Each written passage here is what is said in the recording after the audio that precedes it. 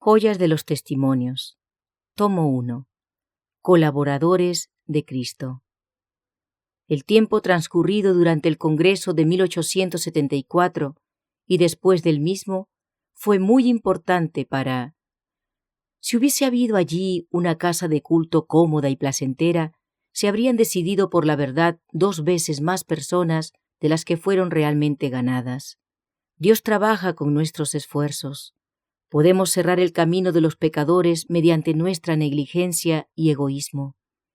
Debiera haberse manifestado gran diligencia en tratar de salvar a aquellos que están todavía en el error, aunque interesados en la verdad.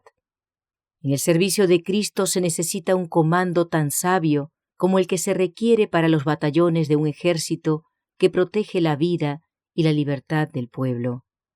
No todos pueden trabajar juiciosamente para la salvación de las almas. Es necesario pensar detenidamente. No debemos entrar al azar en la obra del Señor y esperar éxito. El Señor necesita hombres de intelecto, hombres de reflexión. Jesús pide colaboradores, no personas que siempre cometan errores. Dios necesita hombres inteligentes que piensen correctamente a fin de hacer la gran obra necesaria para la salvación de las almas. Los mecánicos, los abogados, los negociantes, los hombres de todos los oficios y profesiones se educan a fin de llegar a dominar su ramo. ¿Deben los que siguen a Cristo ser menos inteligentes y mientras profesan dedicarse a su servicio, ignorar los medios y recursos que han de emplearse? La empresa de ganar la vida eterna es superior a toda consideración terrenal. A fin de conducir a las almas a Cristo, debe conocerse la naturaleza humana y estudiarse la mente humana. Se requiere mucha reflexión cuidadosa y ferviente oración para saber cómo acercarse a los hombres y las mujeres a fin de presentarles el gran tema de la verdad. Algunas personas impulsivas, aunque sinceras, después que se ha dado un discurso categórico, suelen acercarse de una manera muy abrupta a los que no creen como nosotros y les hacen repelente la verdad que deseamos verlos recibir. Los hijos de este siglo son en su generación más sagaces que los hijos de luz. Los negociantes y los políticos estudian la cortesía. Es su costumbre hacerse tan atrayentes como les sea posible. Procuran que sus discursos y modales ejerzan la mayor influencia sobre la mente de cuantos los rodeen. Emplean su conocimiento y capacidad tan hábilmente como les resulta posible a fin de alcanzar su objeto. Los que profesan creer en Cristo sacan a relucir gran cantidad de escoria que obstruye el camino de la cruz. No obstante todo esto, hay personas tan profundamente convencidas que pasarán por todo desaliento y salvarán cualquier obstáculo a fin de alcanzar la verdad. Pero si los que profesan creer en la verdad hubiesen purificado sus mentes obedeciéndola, si hubiesen sentido la importancia del conocimiento y del refinamiento de los modales en la obra de Cristo, donde se ha salvado un alma, podrían haberse salvado 20. Hay que alentar a los nuevos conversos. Además, después que las personas se han convertido a la verdad, es necesario cuidarlas. El celo de muchos ministros parece cesar tan pronto como cierta medida de éxito acompaña sus esfuerzos. No se dan cuenta de que muchos recién convertidos necesitan cuidados, atención vigilante, ayuda y estímulo. No se los debe dejar solos, a merced de las más poderosas tentaciones de Satanás. Necesitan ser educados con respecto a sus deberes. Hay que tratarlos bondadosamente, conducirlos, visitarlos y orar con ellos. Estas almas necesitan el alimento asignado a cada uno a su debido tiempo. No es extraño que algunos se desanimen, se demoran en el camino y sean devorados por los lobos. Satanás persigue a todos. Envía a sus agentes para reintegrar a sus filas a las almas que perdió. Debe haber más padres y madres que reciban en su corazón a estos niños en la verdad y los estimulen y oren por ellos, para que su fe no se confunda. La predicación es una pequeña parte de la obra que ha de ser hecha por la salvación de las almas. El Espíritu de Dios convence a los pecadores de la verdad y los pone en los brazos de la Iglesia. Los predicadores pueden hacer su parte, pero no pueden nunca realizar la obra que la Iglesia debe hacer. Dios requiere que su Iglesia cuide de aquellos que son jóvenes en la fe y experiencia, que vaya a ellos, no con el propósito de chismear con ellos, sino para orar, para hablarles palabras que sean como manzanas de oro en canastillos de plata. Todos necesitamos estudiar el carácter y los modales para saber tratar juiciosamente con los diferentes intelectos, para poder emplear nuestros mejores esfuerzos en ayudarles a comprender correctamente la palabra de Dios y a vivir una verdadera vida cristiana. Debemos leer la Biblia con ellos y desviar su mente de las cosas temporales y dirigirla a sus intereses eternos. Es el deber de los hijos de Dios ser sus misioneros y llegar a relacionarse con aquellos que necesitan ayuda. Si uno está tambaleando bajo la tentación, su caso debe ser considerado cuidadosamente y tratado sabiamente, porque su interés eterno está en juego y las palabras y los hechos de aquellos que trabajan por él pueden ser un sabor de vida para vida o de muerte para muerte. A veces se presenta algún caso que debe estudiarse con oración. Se le debe mostrar a la persona su verdadero carácter, debe comprender sus propias peculiaridades de disposición y temperamento y ver sus flaquezas. Debe tratársela con juicio. Si se la puede alcanzar, si se puede conmover su corazón por este trabajo prudente y paciente, esta persona podrá ser ligada con fuertes vínculos a Cristo e inducida a confiar en Dios. Oh, cuando se hace una obra como esta, todo el cielo la mira y se regocija en ella, porque un alma preciosa ha sido rescatada de las trampas de Satanás y salvada de la muerte. Oh, ¿no valdrá la pena trabajar inteligentemente por la salvación de las almas? Cristo pagó el precio de su propia vida por ellas, y preguntarán los que le siguen: ¿soy yo, guarda de mi hermano? ¿No trabajarán al unísono con el Maestro? ¿No apreciaremos el valor de las almas por las cuales nuestro Salvador murió? Trabajemos por los niños. Se han hecho algunos esfuerzos para interesar a los niños en la causa, pero no han sido suficientes. Nuestras escuelas sabáticas debieran hacerse más interesantes. Las escuelas fiscales han mejorado mucho sus métodos de enseñanza en los últimos años.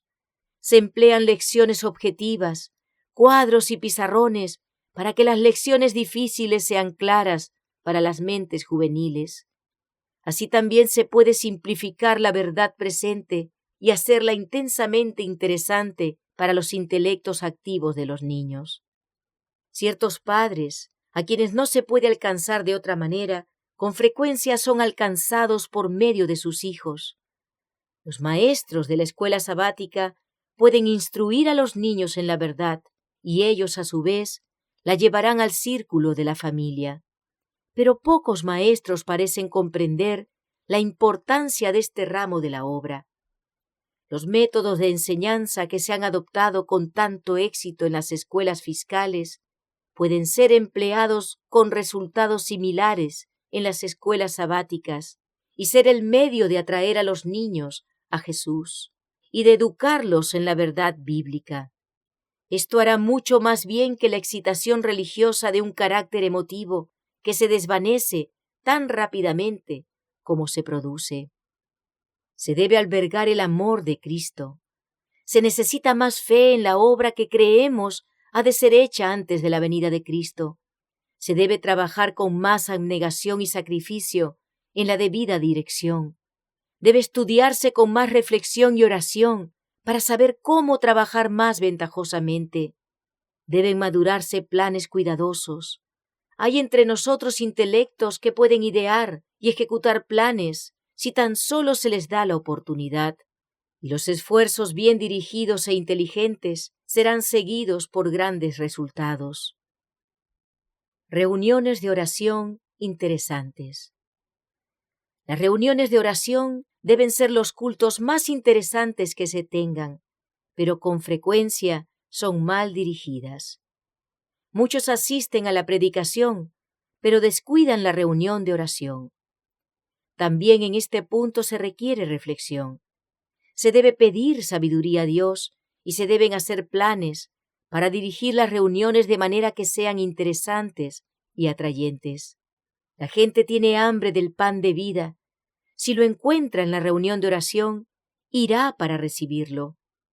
Las oraciones y los discursos largos y prosaicos no cuadran en ningún lugar, pero mucho menos en la reunión de testimonios. Se permite que los más osados y los que están siempre listos para hablar impidan a los tímidos y retraídos que den su testimonio. Los más superficiales son generalmente los que tienen más que decir. Sus oraciones son largas y mecánicas. Cansan a los ángeles y a la gente que los escucha. Las oraciones deben ser cortas y directas. Déjense las largas y cansadoras peticiones para la cámara privada, si alguno las tiene que ofrecer. Dejemos al Espíritu de Dios entrar en nuestro corazón y Él apartará toda árida formalidad. El poder de la buena música. La música puede ser un gran poder para el bien, y sin embargo no sacamos el mayor provecho de este ramo del culto. Se canta generalmente por impulso o para hacer frente a casos especiales. En otras ocasiones, a los que cantan se les deja cometer errores y equivocaciones, y la música pierde el efecto que debe tener sobre la mente de los presentes. La música debe tener belleza, majestad y poder. Elévense las voces en cantos de alabanza y devoción. Si es posible, recurramos a la música instrumental y ascienda a Dios la gloriosa armonía como ofrenda aceptable. Pero es a veces más difícil disciplinar a los cantores y mantenerlos en orden que mejorar las costumbres de la gente en cuanto a orar y exhortar. Muchos quieren hacer las cosas según su propio estilo. Se oponen a las consultas y se impacientan bajo la dirección. En el servicio de Dios se necesitan planes bien madurados. El sentido común es algo excelente en el culto del Señor. Las facultades del pensar deben ser consagradas a Cristo y deben idearse medios y recursos para servirle mejor. La Iglesia de Dios que procura hacer bien, viviendo la verdad y tratando de salvar almas, puede ser un poder en el mundo si quiere ser disciplinada por el Espíritu del Señor. Sus miembros no deben pensar que pueden trabajar para la eternidad con negligencia. Simpatía y sociabilidad. Como pueblo, perdemos mucho por falta de simpatía y sociabilidad unos con otros. El que habla de independencia y se encierra en sí mismo no está ocupando el puesto que Dios le destinó. Somos hijos de Dios y dependemos mutuamente unos de otros para nuestra felicidad. Sobre nosotros pesan los derechos de Dios y de la humanidad. Debemos desempeñar todos nuestra parte en esta vida. El debido cultivo de los elementos sociales de nuestra naturaleza es lo que nos hace simpatizar con nuestros hermanos y nos proporciona felicidad en nuestros esfuerzos por beneficiar a otros. La felicidad del cielo consistirá en la comunión pura de los seres santos, la armoniosa vida social con los ángeles bienaventurados y con los redimidos que hayan lavado y emblanquecido sus vestiduras en la sangre del Cordero. No podemos ser felices mientras estamos engolfados en nuestros propios intereses. Debemos vivir en este mundo para ganar almas para el Salvador. Si perjudicamos a otros, nos perjudicamos a nosotros también. Si beneficiamos a otros, nos beneficiamos a nosotros mismos, porque la influencia de toda buena acción se refleja en nuestro corazón. Tenemos el deber de ayudarnos unos a otros. No siempre llegamos a relacionarnos con cristianos sociables, amables y humildes. Muchos no han recibido la debida educación. Su carácter es deforme, rudo y nudoso. Parece retorcido en todo sentido. Mientras les ayudamos a ver y corregir sus defectos, debemos cuidar de no impacientarnos e irritarnos por las faltas de nuestros prójimos. Hay seres desagradables que profesan a Cristo, pero la belleza de la gracia cristiana los transformará si se ponen diligentemente a obtener la mansedumbre y bondad de aquel a quien siguen, recordando que nadie vive para sí. Colaboradores de Cristo. ¡Qué posición excelsa! ¿Dónde se han de encontrar los abnegados misioneros en estas grandes ciudades? El Señor necesita obreros en su viña. Debemos temer robarle el tiempo que exige de nosotros.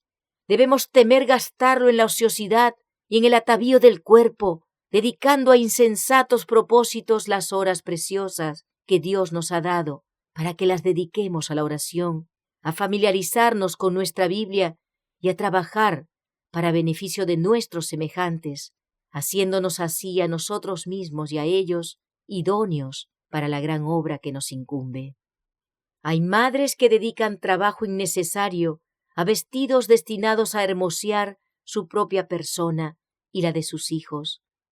Es nuestro deber vestirnos a nosotros y a nuestros hijos sencillamente y con aseo, sin inútiles adornos, bordados o atavíos, cuidando de no fomentar en ellos un amor a la indumentaria que provocaría su ruina, sino tratando más bien de cultivar las gracias cristianas.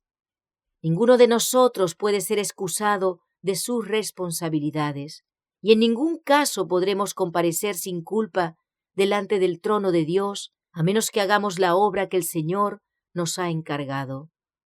Se necesitan misioneros de Dios, hombres y mujeres fieles que no rehúyan la responsabilidad. Un trabajo juicioso logrará buenos resultados. Hay verdadero trabajo que hacer. La verdad debe ser presentada a la gente de una manera cuidadosa por personas que unan la mansedumbre a la sabiduría.